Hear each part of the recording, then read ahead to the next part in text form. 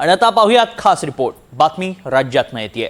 राज्यात सध्या मुंबई, MMR परिसर आणि कोकण वगळता पावसानं पुन्हा एकदा दडी मारली आहे। तिकडे चीनमध्ये आलेल्या डॉल्फिन चक्रीवादळाचा भारतीय मान्सूनवर प्रभाव पडल्याचं बोललं जात आहे। या डॉल्फिन चक्रीवादळाचं नेमकं स्वरूप कसं आहे आणि महाराष्ट्रामध्ये पाऊस कधीपर्यंत परतणार, पाहूया त्याच संदर्भातला हा एक स्पेशल रिपोर्ट।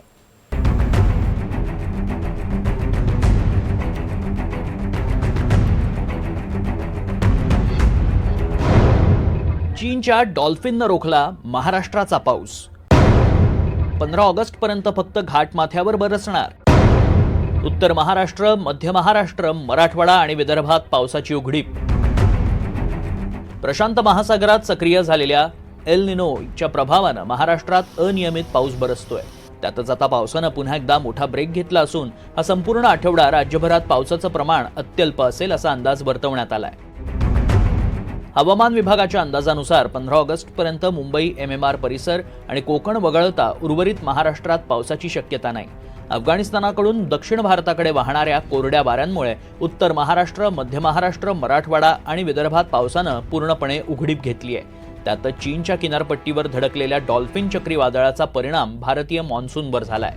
हवामान तज्ज्ञांच्या मते प्रशांत महासागरात मोठं वादळ किंवा तीव्र हालचाली सक्रिय असतात तेव्हा ते भारतीय उपखंडाकडे येणाऱ्या बाष्पयुक्त वाऱ्यांची दिशा आणि बंगालच्या उपसागरातील कमी दाबाच्या पट्ट्याची निर्मिती तात्पुरत्या स्वरूपात मंदावू शकतात। त्यामुळेच बंगालच्या उपसागरात मान्सूनच्या ढगांचं प्रमाण घटलंय। डेफिनेटली अभी ऐसा कोई 1-to-1 रिलेशंस नहीं है डॉल्फिन का और हमारे जो सेंट्रल इंडिया पे बारिश का। जो मध्य भारत को जो बारिश मिलती है उसके जो पैटर्न्स होते हैं या जो सिस्टम्स होते हैं वो मुख्यतः बे ऑफ बंगाल में बनने वाले सिस्टम की वजह से मिलते हैं, या तो फिर कोई ऐसे ऑफशोर ट्रफ का बनना, या फिर बंगाल की खाड़ी से, या फिर हम बात करें अरब सागर से अगर अच्छी हवाएं आती है, स्ट्रेंथन विंड आती है वेस्टर्ली मिडिल ट्रोपोस्फीयर में, तो एक मुख्य वजह बनती है। लेकिन अभी डॉल्फिन की वजह से हम बोल सकते हैं कि ऐसा मध्य भारत को ऐसा प्रभाव पड़ने वाला नहीं। तो हम बता पाएंगे कि यहाँ पे जो है डॉल्फिन का कुछ ऐसा प्रभाव जो है मध्य भारत पे नहीं देखने को मिल रहा है। मुख्य तौर पर जो सिस्टम्स बने हुए लो प्रेशर सिस्टम, उसके प्रभाव से जो है अभी काफी अच्छी रेनफॉल देखने को मिल रही है।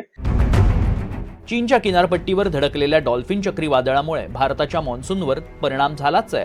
मात्र चीन आणि जपानमध्ये सुद्धा या चक्रीवादळानं धुमाकूळ घातलाय। या वर्षातील चीनच्या किनारपट्टीवर धडकणारं सर्वात शक्तिशाली चक्रीवादळ आहे। 9 ऑगस्टला संध्याकाळी 5:30च्या सुमारास या वादळानं चीनच्या झेजियांग प्रांतातील युहान भागात पहिली धडक दिली। यावेळी वाऱ्याचा वेग ताशी 150 ते 151 किलोमीटर इतका भयंकर होता। पहिल्या धडकेनंतर अवघ्या 1 तासाभरात या वादळानं वेन्झोऊ इथं दुसरी धडक दिली। चीनमध्ये पोहोचण्यापूर्वी या वादळानं जपानच्या दक्षिणी ओकिनावा प्रांतात मोठा धुमाकूळ घातला। वादळामुळे होणाऱ्या संभाव्य नुकसानीचा अंदाज घेत चीन सरकारनं तातडीनं 10 लाखांहून अधिक लोकांना सुरक्षित स्थळी हलवलंय। यंदाचं वर्ष हे एल निनोच्या प्रभावाचं वर्ष आहे। त्यामुळे राज्यात पावसाचं प्रमाण अनियमित तर आहेच, मात्र प्रादेशिक असमानता दिसून आली आहे। त्यामुळे अगोदरच अडचणीत आलेला शेतकरी डॉल्फिन चक्रीवादळाच्या परिणामांमुळे अधिकच अडचणीत येण्याची शक्यता आहे। Bureau report, NDTV Marathi.